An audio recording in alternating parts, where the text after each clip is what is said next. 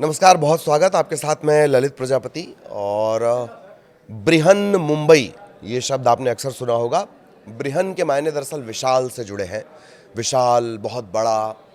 और यही वजह है कि जो बीएमसी का इलेक्शन है वो सिर्फ एक राज्य या वहाँ का निकाय या वहाँ का सिटी सरकार उसका इलेक्शन नहीं रह जाता है। इससे जुड़े फैक्ट्स भी आपको बताएंगे और किस तरह के बयान आ गए हैं, कैसे वो राष्ट्रीय दिलचस्पी का अखाड़ा बन गए हैं।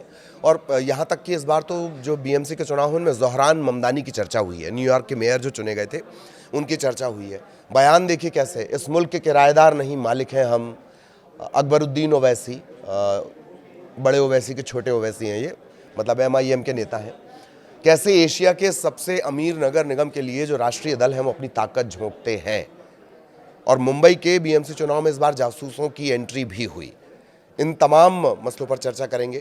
कैसे जो चुनाव हैं वो राष्ट्रीय बन जाते हैं, कैसे जो पुराने दोस्त हैं वो जो पुराने दुश्मन थे वो दोस्तों में तब्दील हो गए और जो दोस्त थे उनके बीच दरारें आ गई। ऐसे तमाम तरह के सवाल हैं और आज इसी पर चर्चा करेंगे। कुछ खास बातें भी बताएंगे, लेकिन सबसे पहले अपडेट की हम बात कर लेंगे।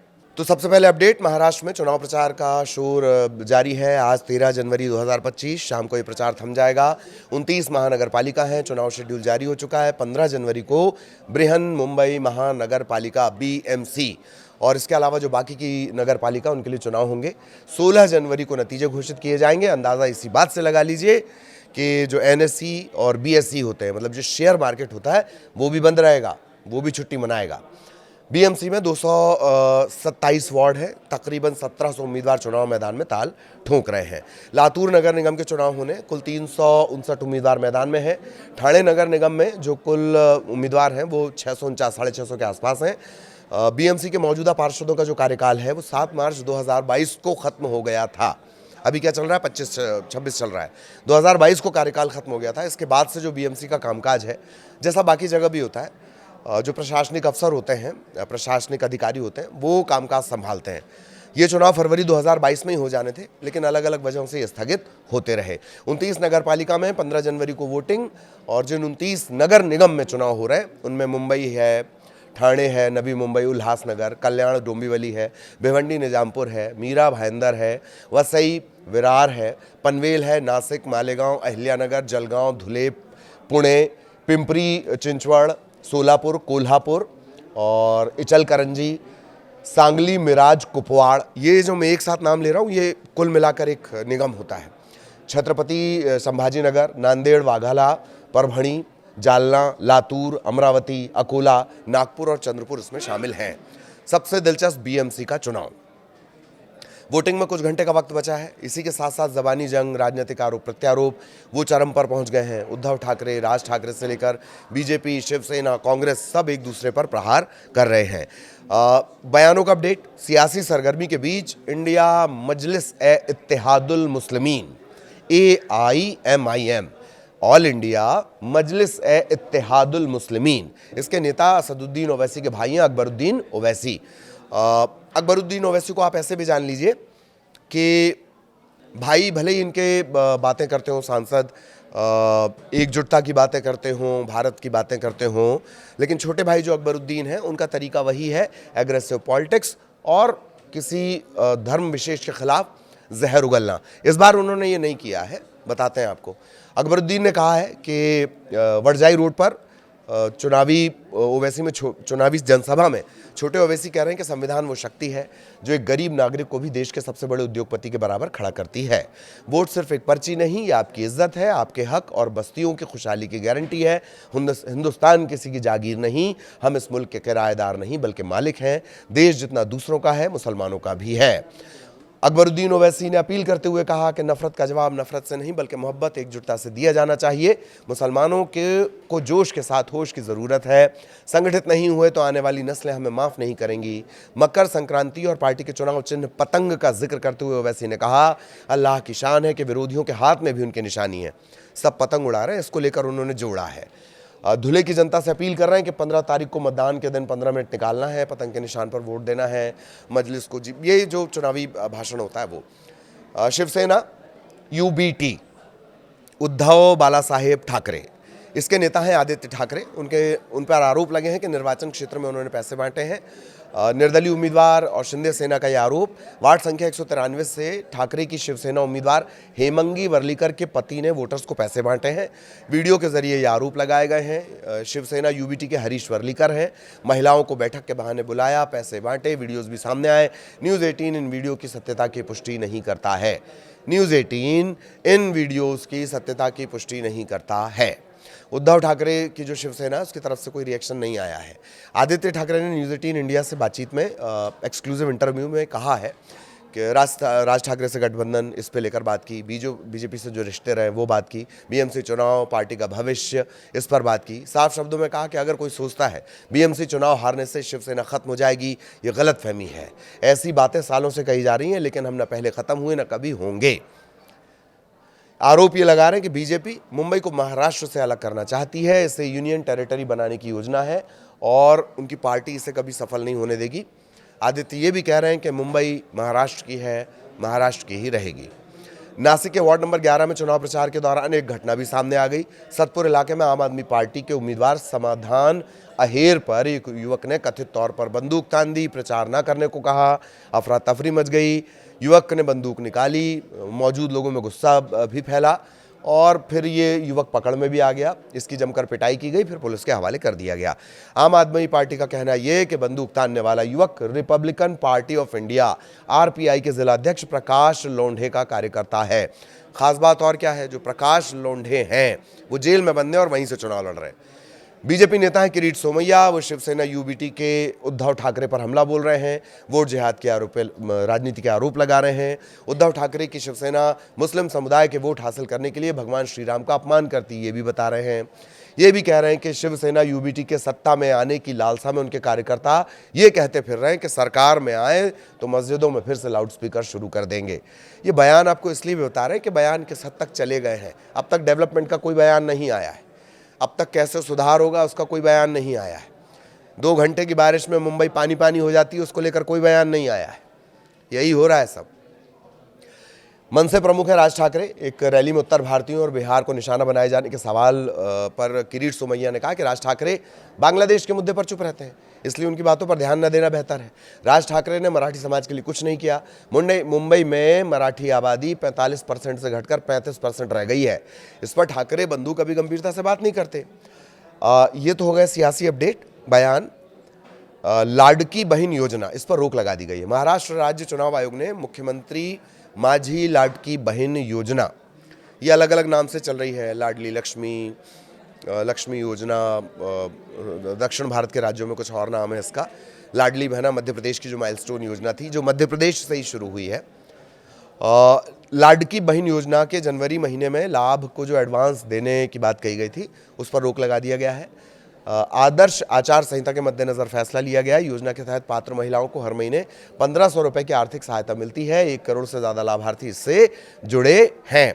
बिहार में भी इस तरह के आरोप लगे थे, लेकिन वहाँ जो प्रतिबंध है वो नहीं लगाया गया था, यहाँ लगा दिया गया है।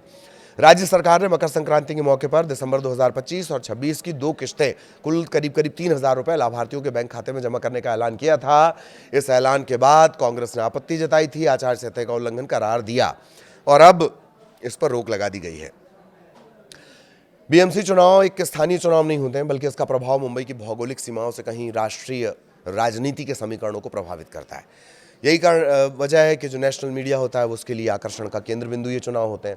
इस बार के जो बीएमसी चुनाव हैं उनकी तुलना न्यूयॉर्क के मेयर चुनाव से की गई। इसमें ज़ोहरान ममदानी विजेता के रूप में आए थे। वित्तीय राजधानी पर शासन करने वाली पार्टी राज्य में सत्ता में है। इस वजह से बीएमसी और न्यूयॉर्क मेयर चुनाव के बीच एक समानताएं, एक सिमिलैरिटी देखी गई।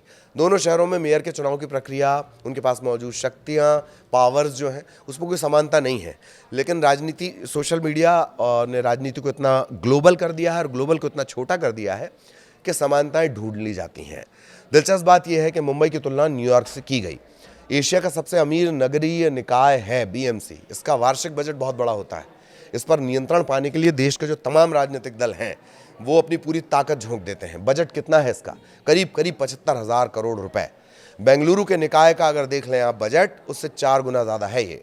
वित्तीय वर्ष 2025-26 के लिए बीएमसी ने बजट जो दिया था वो 74,427 करोड़ रुपए का है। बीएमसी को ये भारत का सबसे अमीर नगर निगम बनाता है, पूरे एशिया में सबसे अमीर नगर निगम ये है। बीएमसी की सत्ता शिवसेना के लिए हमेशा से अस्तित्व की लड़ाई मानी जाती रही। चुनाव में अक्सर स्थानीय नागरिक मुद्दों के बजाय पहचान, धर्म, विचारधारा, इससे जुड़े मुद्दे हावी होते रहे हैं। ज़ोहरान ममदानी जो हैं वो न्यूयॉर्क के मेयर चुनाव में प्राइमरी जो डेमोक्रेटिक पार्टी के दिग्गज उम्मीदवार को हराकर ऐतिहासिक रूप से जीते थे। ममदानी का जो अभियान था वो मुख्य रूप से किफ़ायती आवास, मुफ्त बस सेवा, अन्य नागरिक सामाजिक न्याय के मुद्दों पर केंद्रित था। सामाजिक न्याय के मुद्दों पर केंद्रित था। उन्होंने डीकमोडिफिकेशन, आवश्यक ज़रूरतों को बाजार से हटाकर सामाजिक अधिकार बनाना, इसके एजेंडे को भी आगे बढ़ाया था। इतनी गंभीर बात अभी तक बीएमसी में समझ नहीं आई है। यहाँ यही समझ आ रहा है कौन पतंग उड़ा रहा है और कौन उस पतंग को काटेगा। बीएमसी चुनाव का मुद्दा पानी, सड़कें, नागरिक सुविधाएं होनी चाहिए, लेकिन अक्सर पहचान की राजनीति और शिवसेना की विरासत की लड़ाई में से तब्दील कर दिया जाता है। वास्तविक नागरिक मुद्दे पीछे छूट जाते हैं। इस बार भी यही हुआ है। शहरों के चुनाव में स्थानीय बनाम बाहरी लोगों का मुद्दा एक द्वंद्व के समान है। राष्ट्रीय जो बीएमसी चुनाव उसमें राष्ट्रीय नेताओं का हस्तक्षेप है। जैसे ममदानी की जीत से जोड़कर देखा गया, 90,000 से ज़्यादा जो उनका एक कैडर था, युवा केंद्रित आंदोलन था, उसने ममदानी को चुनाव जिताया। मुंबई की राजनीति में भी युवा नेता और सामाजिक कार्यकर्ता नागरिक मुद्दों पर ध्यान केंद्रित करने की कोशिश कर सकते हैं। बहुत की गई भी, लेकिन ऐसा हुआ नहीं। मुख्य लड़ाई बड़े राजनीतिक दलों के बीच। ममदानी के चुनाव में डोनाल्ड ट्रंप और बाकी राष्ट्रीय नेता हस्तक्षेप करने पहुंचे थे, जिससे ये स्थानीय चुनाव से ज़्यादा एक राष्ट्रीय चुनाव बन गया था। इसी तरह बीएमसी के चुनाव में भी महाराष्ट्र के मुख्यमंत्री, उप मुख्यमंत्री, राष्ट्रीय दलों के आला कमान, उनका सीधा हस्तक्षेप नजर आया। तो ये मेयर या स्थानीय जो नेता है उसके चुनाव से थोड़ा ऊपर उठ जाता है। शक्ति संतुलन की लड़ाई भी इसमें सामने आई। महाराष्ट्र में एकनाथ शिंदे और उद्धव ठाकरे के गुटों के बीच राजनीतिक उठापटक के चलते चुनाव प्रभावित हुआ है। जैसे मैंने कहा कि जो पुराने दोस्त थे उनमें पुरानी जो दोस्ती थी उसमें दरार आ गई। जो कहीं के दुश्मन रहे वो साथ आ गए, जैसे राज ठाकरे, उद्धव ठाकरे, वो साथ में नजर आए। तो इस चुनाव को शिवसेना की विरासत, महाराष्ट्र की राजनीति में शक्ति संतुलन की लड़ाई के रूप में देखा जा रहा है। महाराष्ट्र में महायुति यानी बीजेपी, शिंदे सेना, अजित पवार गुट और एमवीए महाविकास अघाड़ी, इनके बीच लगातार स्थानीय गठबंधन बदलते रहे और इस समीकरणों ने इस चुनाव को बहुत दिलचस्प बना दिया है। जैसे हमने आपको बताया 2025-26 के लिए 74,427 करोड़ रुपए का एक बड़ा हिस्सा विकास कार्यों के लिए रहा। सड़क, बुनियादी ढांचा, सार्वजनिक परिवहन, ये इसमें शामिल होते हैं। बीएमसी की स्ट्रेंथ कितनी है? 227 वार्ड पार्षद हैं। पार्षदों के निर्वाचित होने के बाद फिर मेयर चुना जाता है, महापौर चुना जाता है। प्रत्येक पार्षद को स्थानीय इलाके के विकास निधि जो मिलती है वो करीब करीब 1.5 करोड़ रुपए हर साल होती है। छोटे मोटे जो विधायक होते हैं उनसे कहीं ये ज़्यादा है। बीएमसी तकरीबन 603 वर्ग किलोमीटर इलाके में फैला हुआ है। लगभग पूरे मुंबई शहर में ये शासन करता है। इसमें द्वीपीय शहर जो लैंड एरियाज़ हैं, आइलैंड एरियाज़ हैं, वो भी शामिल हैं। कोलाबा, कफ परेड, फोर्ट, चर्च गेट, मरीन ड्राइव, नरीमन पॉइंट, गिरगांव, ग्रैंट रोड, भायखला, परेल, दादर पूर्व और पश्चिम दोनों, माटुंगा, मुंबई सेंट्रल, महालक्ष्मी इसमें शामिल हैं। बांद्रा पूर्व और पश्चिम, खार, सांता क्रूज, जुहू, विलेपार्ले, अंधेरी पूर्व और पश्चिम, जोगेश्वरी, गोरेगांव, मलाड, कांदिवली, बोरीवली, दहिसर ऐसे उपनगर भी इसमें शामिल हैं। इस बार अब चुनावी मैदान सिर्फ रैली, पोस्टर, सोशल मीडिया, एक और पहलू मैं आपको इस चुनाव को बता रहा हूँ, इसमें सीमित नहीं रह गया था कि आप इंस्टा पे कोई रील देख रहे हो उसमें धड़ाम से बीएमसी का चुनाव हो गया, ऐसा नहीं रहा। इस बार सीक्रेट गेम भी चला है। प्राइवेट जासूसों की बड़ी महत्वपूर्ण भूमिका रही है। चुनावी हलकों में चर्चा कि कई राजनीतिक दलों ने उम्मीदवारों, अपने विरोधियों पर गतिविधियों पर नज़र रखने के लिए जासूसों की सेवाएं ली। मकसद साफ कि कौन सा नेता बगावत की तैयारी में है, कौन क्या कर रहा है, कौन पाला बदल सकता है, किस उम्मीदवार की कमज़ोर नस है। इसमें एक आध वायरल वीडियो आ जाए तो फिर मज़ा ही आ जाए, वो भी कोशिश की गई। भारत की पहली महिला जासूस मानी जाती हैं रजनी पंडित। उनका कहना है कि चुनाव के साथ प्राइवेट जासूसों की मांग अचानक बढ़ती है। एक चैनल को उन्होंने बताया कि टिकट न मिलने से नाराज़ नेता ही नहीं है, बल्कि अपनी पार्टी के भीतर जो नाराज़ चल रहे होते हैं, खींचतान से परेशान होते हैं, वो भी कॉन्टैक्ट करते हैं। राजनीतिक मिशन पर जो जासूस लगते हैं उनकी फीस भी ठीक ठाक होती है। जांच की जटिलता के हिसाब से निजी जासूसी एजेंसियां 50,000 से लेकर 1 लाख, 1.5 लाख, 2 लाख रुपए तक चार्ज करती हैं। इसमें उम्मीदवार का पूरा बैकग्राउंड खंगालना, सोशल मीडिया की उसकी एक्टिविटीज़, उसके करीबी रिश्तेदार, सहयोगी, उनकी भी जानकारी जुटाई जाती है। जासूसों के पास ये टास्क होते हैं। प्रचार के दौरान वो उम्मीदवार के पीछे लगते हैं, अंडर कवर एजेंट लगाए जाते हैं, निजी या पेशेवर जीवन से जुड़ी संवेदनशील जानकारियां, सेंसिटिव इंफॉर्मेशन तलाशना इनके असाइनमेंट का हिस्सा होता है। जासूसों की भी एंट्री हो गई। कुल मिलाकर बीएमसी का दिलचस्प चुनाव, और अब सभी की जो निगाहें वो इस बात पर टिकी हुई हैं कि दरअसल इस चुनाव में कौन बाजी मारता है। राष्ट्रीय महत्व के ये चुनाव बना दिए जाते हैं और 227 करीब 29 महानगर पालिका हैं, उनका चुनाव शेड्यूल जारी हो चुका है। 15 जनवरी को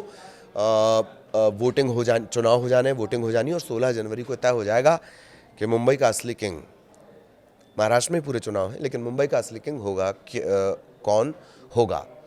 ये जो करोड़ रुपए मैंने आपको बताए हैं, 70,000 करोड़ रुपए से ज़्यादा, ये तो घोषित मनी फ्लो है।